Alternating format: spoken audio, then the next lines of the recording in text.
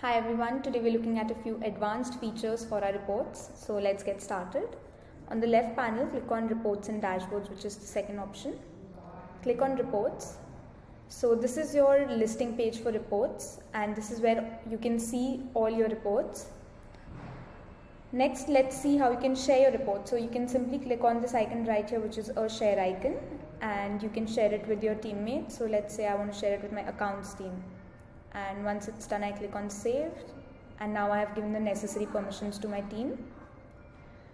Let's look at some other features as well. So when you click on the three dot menu here, you can duplicate your report. So let's say I duplicate my report, I enter a name, I select a workspace that I want this report to be in. So let's say product catalog, and click on save.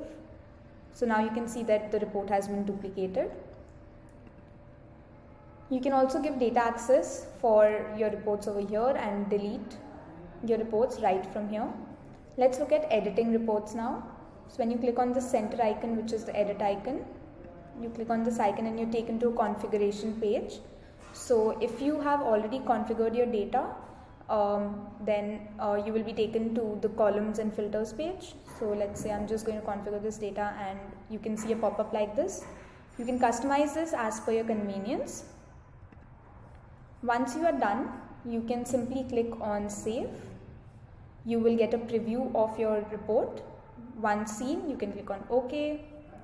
So this pop-up comes up finally to confirm that you want to save your report. So you can change the name of your report here. You can change the workspace right here. And once you're done, you can click on save. And your report has now been saved. So you come back to the listings page. How do you rename your reports? Let's check again. So we click on the edit icon again. Right here you see the name of your report and an edit icon next to it. You can click on that icon, and let's say I want to rename this to machine production, and I can just click on save report, and there you go. My report has now been renamed as well.